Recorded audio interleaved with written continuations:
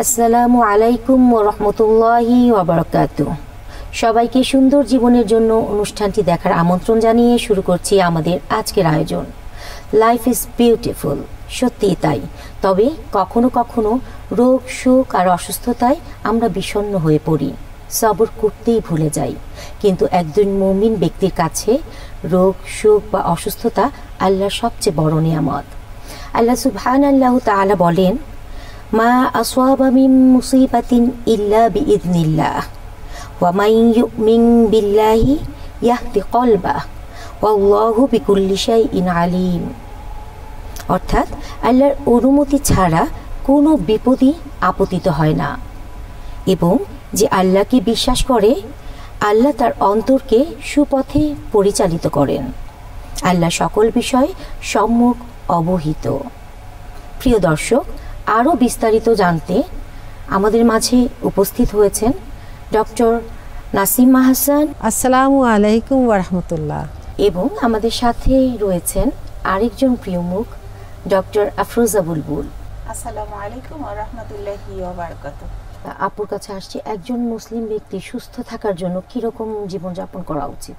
আচ্ছা, এই যে জীবনযাপন বা কি তার করণীয়, এটা হলো হয় কি, আমরা অনেক সময় মনে করি যে এটা তো চিকিৎসা বিজ্ঞানীদের কথা, কিন্তু তা নয়। ইসলাম কিন্তু এটা দিক নির্দেশনা দিয়েছে।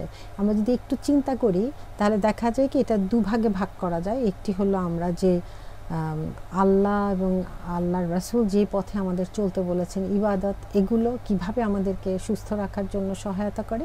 আরেকটি হলো যে আমাদের খাদ্য ইত্যাদি ইত্যাদি।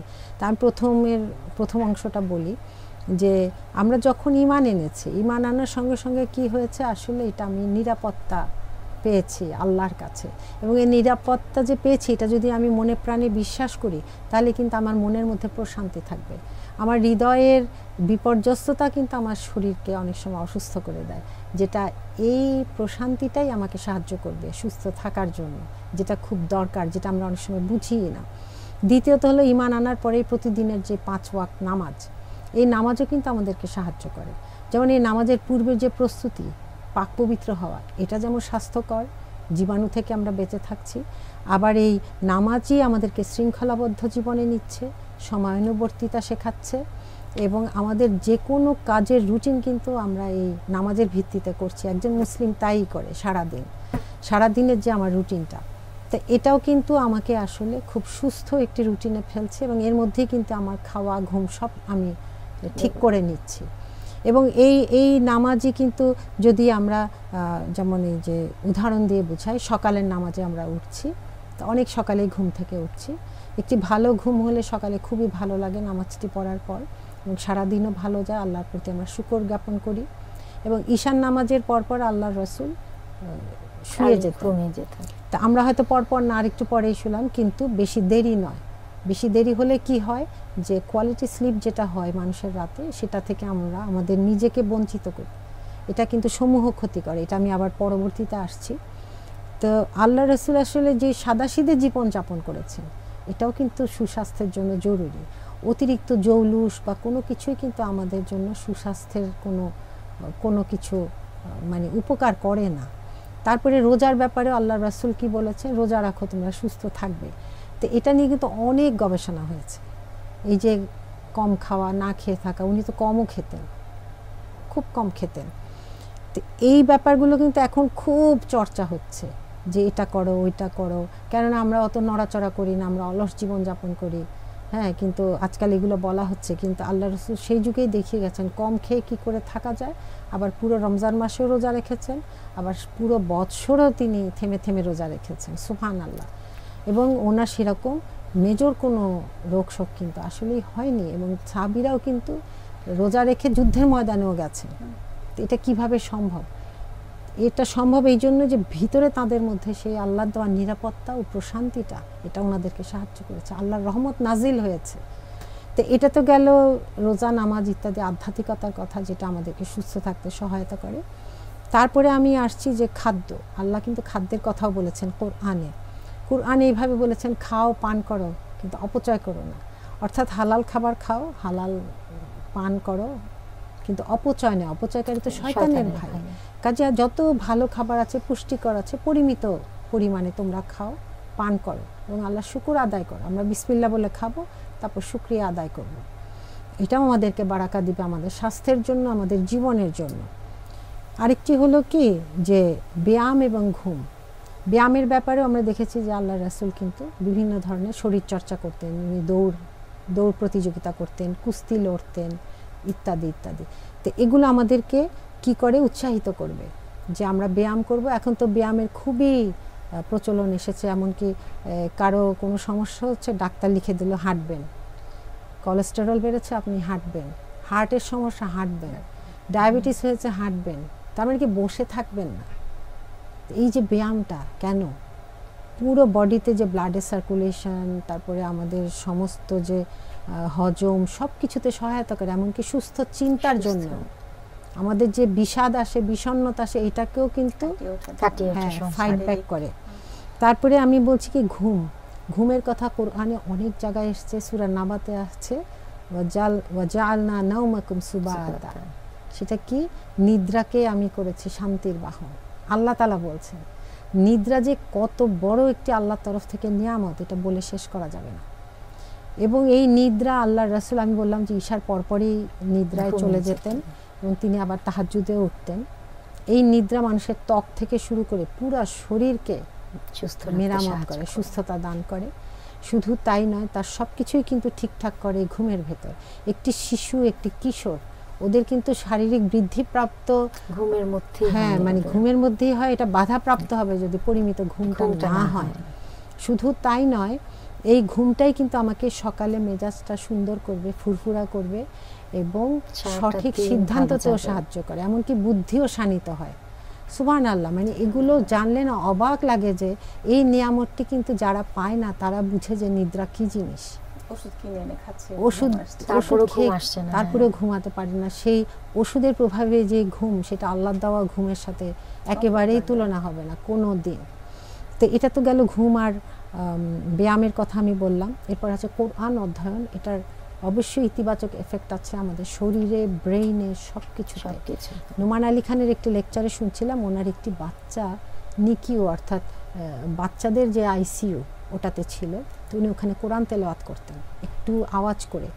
তখন ওনাকে রিপোর্ট করা হয় ওনার বাচ্চা অন্যান্য বাচ্চাদেরও হার্টবিট এবং অন্যান্য রিডিংগুলো উত্তম হয়ে গেছে। হ্যাঁ মানে এটা উনি বলেছেন শুধু কোরআন তেলাওয়াতের জন্য। সুবহানাল্লাহ, সুবহানাল্লাহ। তাহলে এটা আমাদের জন্য কত। ওই অনেক মুসলিম দেশে, বিশেষ করে মালয়েশিয়াতে এরকম एग्जांपल আছে। আইসিইউতে ওই আইসিইউ কেবিনের মধ্যেই খুব মানে সুন্দর মেলোডিতে কোরআন তিলাওয়াত করে রাখা হয়। এটা দরকার। আবার অনেক বাচ্চারা কিন্তু কান্না থেমে যায়, সেটা তো থামে। এখন ছেড়ে দিলে ছোট বাচ্চাদের কাছে জন্য এটাকে ওনারা নিছেন। হ্যাঁ এখন বলে না যে মনের জোর রাখেন, বেশি করে আল্লাহকে ডাকেন। কারণ যারা কাউকে ডাকছে বা আল্লাহকে ডাকছেন আর যারা ডাকছে না, দুই পক্ষকে তুলনা করে স্টাডি করে দেখা গেছে যে হিলিংটা যারা ধর্ম চর্চা করছে তাদের বেটার। তো লাস্ট আমি একটি বলে শেষ করছি, সেটা হলো কোরআনের পরে যেটা বলছি মৃদু হাসি। আল্লাহ রাসূল কিন্তু মৃদু হাসি দিতেন। এই মৃদু হাসি ইতিবাচক বার্তা পাঠায় মানুষের মস্তিষ্কে। সুবহানাল্লাহ। এবং এটা কিন্তু আজকাল অনেক এক্সারসাইজের মধ্যে এটা ইনক্লুড করা হচ্ছে যে মৃদু হাসি মুখ করে তুমি ব্যায়াম করবে। এইটাই তোমাকে মনটাকে দেখাবে কি যে আমি সন্তুষ্ট, আল্লাহ যা দিয়েছেন আমি এটাতে সন্তুষ্ট। এই সন্তুষ্টি কিন্তু আমাকে দৈহিক সুস্থতা দান করবে। এবং ভাবতে হবে এইভাবে, অতীত আমার হাতে নেই, ভবিষ্যৎ আমার হাতে নেই, শুধু বর্তমান এই মুহূর্তটা আমার হাতে আছে। এই মুহূর্তে তোমার সাথে আমি কথা বলছি, এখানেই আমার শুধু কিছু করার আছে। আল্লাহর রহমতে এটা যদি করতে পারি সেটাই আমার জন্য লাভ। অতীত নিয়ে দুঃখ করে লাভ নেই, ভবিষ্যতের টেনশন করে লাভ আমাকে সুস্থ রাখবে না। কারণ অতি চিন্তাটাই মানুষকে অসুস্থ করে দেয়। এটা থেকেই বেঁচে থাকবে। খুব সুন্দর বলেছেন আপু। আপুর কাছে আসছি, মুমিন ব্যক্তির কাছে অসুস্থতা কি আযাব নাকি উপহার? আলহামদুলিল্লাহ, খুব ভালো প্রশ্ন। তো প্রশ্নের উত্তরের শুরুতেই বলি, মুমিনের জীবনে কোনো কিছুই বিফলে যায় না। আর মুমিনদেরকে যিনি সাহায্য করেন তিনি হচ্ছেন একমাত্র আল্লাহ সুবহানাহু ওয়া তাআলা। সুতরাং আল্লাহর সাহায্য যার সাথে থাকে তার বিপদ আপদ বালা মুসিবত যাই আসুক না কেন এটা তার জন্য একটা নিয়ামত। এখন আমি দেখি যে মুমিনদের কোনো কিছু যেহেতু বিফলে যায় না, তাহলে আমাদের এই যে এত বড় বড় রোগ হয়, আমাদের আত্মীয় স্বজনরা মারা যান, আমাদের যে শোক পাই, বিপদ আপদ হয়, অর্থ সম্পদের ক্ষতি হয়, অনেক কিছু হয়। এগুলো কেন হয়? তো এটা যদি আমি দেখি, আল্লাহ রাব্বুল আলামিন বলেছেন যে নিশ্চয়ই আমি মুমিনদেরকে তাদের জানমালের ক্ষতি, সন্তান সন্ততির ক্ষতি এবং অসুখ বিসুখ, মহামারী এগুলো দিয়ে তাদেরকে পরীক্ষা করবেন। ক্ষুধা, দারিদ্রতা এগুলো দিয়ে আল্লাহ রাব্বুল আলামিন পরীক্ষা করবেন। তাহলে এই যে বিপদ আপদগুলো মুমিনদের জীবনে আসে, আমরা কোরআনের আয়াত থেকে দেখলাম এটা হচ্ছে একটা পরীক্ষার প্রশ্নপত্র, এটা। এখন এটাকে আমি খারাপ হিসেবে নিব? আমি যদি প্রাইমারি স্কুলের স্টুডেন্ট হই বা ছাত্র বা ছাত্রী যাই হোক না কেন, সেখানে তো আমার একটা পরীক্ষা দিয়ে একটা ক্লাস থেকে আরেকটা ক্লাসে উঠতে হয়। আমাকে যদি পরীক্ষার হলে বসানো হয়, এটাকে কি আমি খারাপ হিসেবে নিই না তো? কারণ আমি খুশি হই যে এই পরীক্ষার পরে আমি এর চেয়ে উঁচু ক্লাসে যাচ্ছি। আবার প্রাইমারি স্কুল লেভেলের যে কোশ্চিন হয়, হাই স্কুল লেভেলে যে কোশ্চিন হয়, ইউনিভার্সিটি লেভেলে অবশ্যই একই রকমের কোশ্চিন হয় না। জেনারেল সাবজেক্টে যা হয়, মেডিকেল বা ইঞ্জিনিয়ারিংয়ে, সেখানে অবশ্যই একই রকমের কোশ্চেন হয় না। যেটা লেভেল যত উঁচুতে, কোশ্চিনের প্যাটার্ন কিংবা পরীক্ষা পদ্ধতি তত বেশি কঠিন, এটা তো আমরা মানি। সেটা যদি হয়, তাহলে মুমিনের জীবনে কিন্তু ঠিক একই রকমভাবে আমরা চিন্তা করতে পারি। আল্লাহর কাছে তো তাকওয়ার বিভিন্ন লেভেল আছে, আর মুমিন তো তাকওয়ার লেভেল ক্রস করে করে আল্লাহর কাছে পৌঁছবে, তাই না? সেটা যদি হয়, তাহলে মুমিনের যখন একটু জ্বর আসছে, তখন তার কিছু গুনাহ মাফ হয়, এবং সে যদি ধৈর্য ধারণ করে থাকে, তাহলে তার তাকওয়ার লেভেলটা একটু বেড়ে যায়। একটুখানি জ্বরে যদি এটা হয়, জীবনে আরো অনেক বড় বড় অসুখ বিসুখ আমাদের আসতে পারে। সুতরাং সেখানে আমাদের মাথায় এটা রাখতে হবে, একজন মুমিন এটা চিন্তা করবে, আমার পরীক্ষাটা যত বড়, তার মানে আল্লাহর কাছে তাকওয়ার লেভেলে আমি তত উঁচু ক্লাসের স্টুডেন্ট। সুবহানাল্লাহ। এই অনুভূতিটা যদি আমার ভিতরে আসে, তাহলে দুনিয়ার যত বড় বিপদে হোক না কেন, এটাকে আমাকে পিছিয়ে ফেলতে পারবে না। এটা আমি কখনোই মনে করব না যে এটা আমার পাপ কাজের ফল, আমার উপরে আযাব পতিত হয়েছে, না, সেটা না। হতে পারে এটা আল্লাহর নিয়ামত যে আমি ছোটখাটো যে গুনাহগুলো করেছি, আল্লাহ চাইছেন সেগুলোকে এখান থেকে মাফ করিয়ে দিতে, যাতে হেয়ার আফটার বা আখিরাতে এই পাপের কারণে আমাকে জাহান্নামে যেতে না হয়। আমরা তো নিজের অজান্তে বা সচেতন বা অসচেতন যেটাই হোক না কেন, অনেক ধরনের অন্যায় অপরাধ হয়ে যায়। আমরা আল্লাহর কাছে ক্ষমা চাই, কিন্তু আল্লাহ আমাদেরকে ছোটখাটো বিপদ আপদ দিয়ে সেগুলো মাফ করে দেন এবং আমাদেরকে পরীক্ষা করেন। আমরা যদি ধৈর্য ধারণ করে থাকতে পারি, তাহলে আমাদের গুনাহ মাফ হবে এবং আমরা তাকওয়ার লেভেলে আরেকটু উঁচুতে উঠে যাব ইনশাআল্লাহ। সুতরাং মুমিনের জীবনে আমরা যারা নিজেদেরকে মুমিন হিসেবে দাবি করি বা বিশ্বাস করি, তাদের এই দুনিয়াতে কোনো কিছুতেই খুব বেশি মন খারাপ করে হতাশ হয়ে যাওয়ার কিন্তু কিছু নেই। এবং আমি বাস্তবে একটা বলি, একটা আপুর সাথে কথা বলছিলাম, ওনার হাজব্যান্ড খুব বড় একজন ডাক্তার ছিলেন। হঠাৎ করে ওনার স্ট্রোক হওয়ার পরে প্যারালাইজড হয়ে যায় এবং উনি মানে ব্রেন স্ট্রোক করেছে, ফলে ওনার ব্রেনের সবগুলো নার্ভ ঠিক মতো কাজ করছে না। এত বড় ডাক্তার, উনি নিজে এখন পুরো শিশুদের মতো বিহেভ করেন। শিশুরাও তো অনেক কিছু বুঝে, উনি সেটাও বোঝেন না।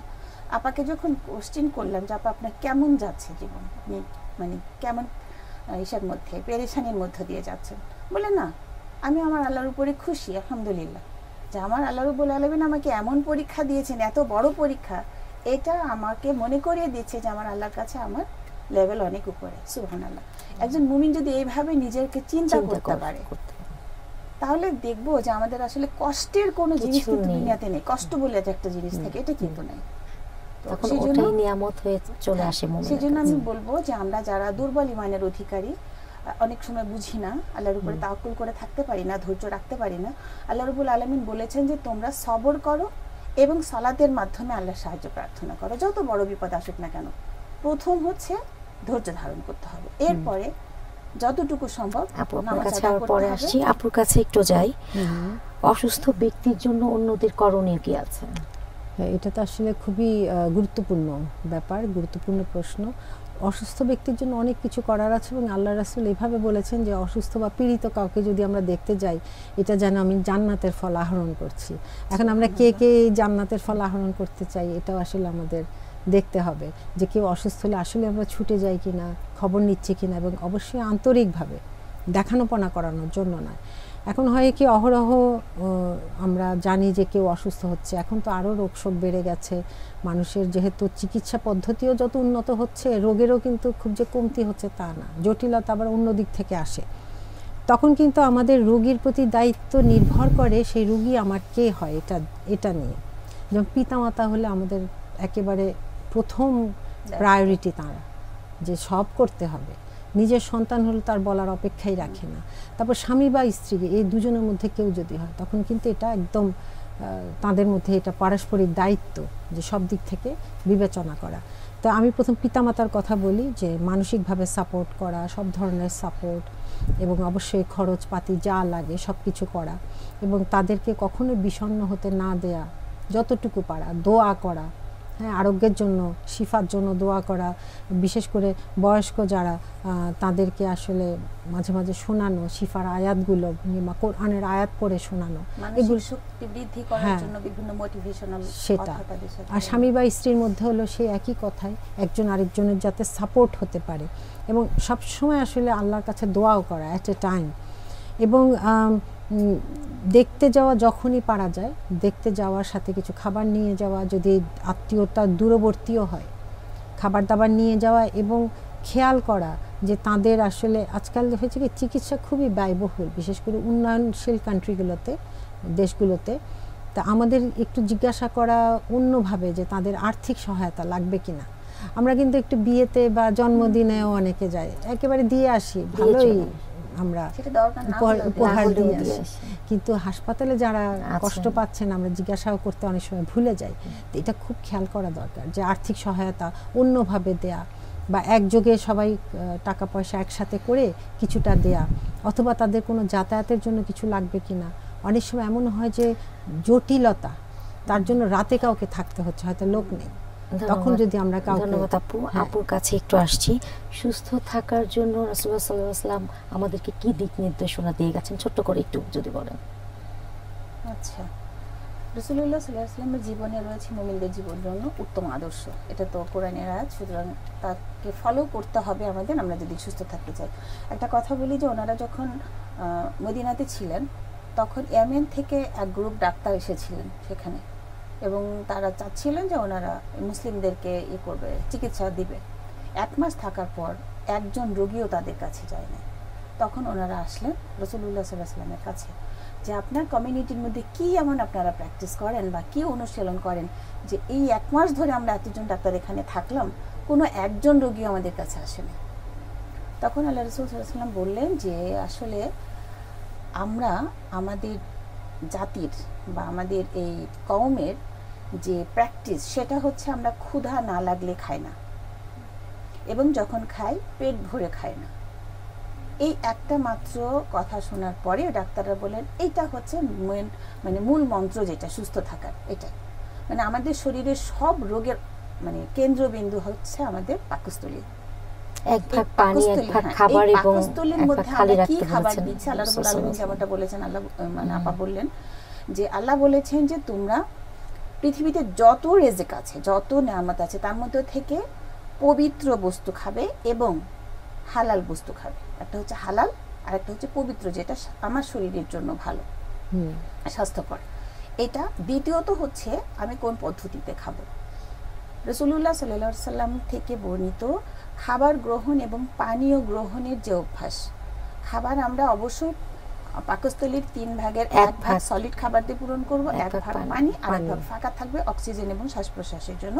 এটা হজমে খুবই সহায়তা করবে। পানি খাওয়ার ক্ষেত্রে অবশ্যই আমরা বসে পানি খাবো, এই অভ্যাসটা আমাদের একেবারেই চলে গেছে, বড় থেকে ছোট।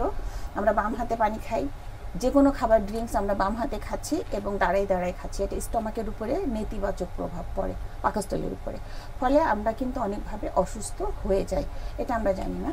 তো খাবার গ্রহণের ক্ষেত্রে যেমন আমাদের পবিত্র অপবিত্র জিনিসটা দেখতে হবে, আমার শরীরের জন্য ক্ষতিকর, আমার শরীরের জন্য উপকারী, এটা যেমন দেখতে হবে, হালাল হারামটা দেখতে হবে, ঠিক একইভাবে পরিমাণটাও দেখতে হবে। ঠিক আছে।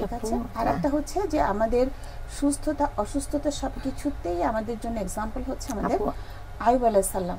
আমরা যদি মুমিনরা সুস্থ থাকতে চাই, তাহলে আমাদের সামনে বড় একটা এক্সাম্পল হচ্ছে মানে ধৈর্য ধারণের ক্ষেত্রে আইয়ুব আলাইহিস সালামের ঘটনাটা। মানে 18 বছর একটানা উনি অসুস্থ ছিলেন, তারপরে আল্লাহর কাছে দোয়া করেছেন যে আল্লাহ আমি কষ্টে পতিত হয়েছি, আর আপনি তো দয়াবান। উনি বলেন না যে আমার অসুস্থতা দূর করে দেন, সেটা কিন্তু আরহামার রাহিমিন।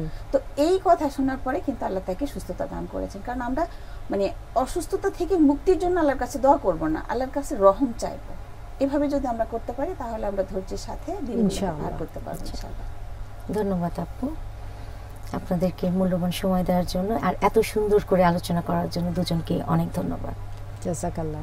প্রিয় দর্শক, চলুন জীবনের সুন্দর মুহূর্তগুলো এবং প্রচণ্ড কষ্টের সময়টাতেও আল্লাহর নিয়ামত মনে করি, আলহামদুলিল্লাহ বলি, সবরের সাথে থাকার চেষ্টা করি, কেননা সবরকারীকে আল্লাহ ভালোবাসেন। আল্লাহ সুবহানাল্লাহু তাআলা আমাদের সবাইকে সব সবরের সাথে সুন্দর জীবনযাপন করার তৌফিক দিন, আমিন।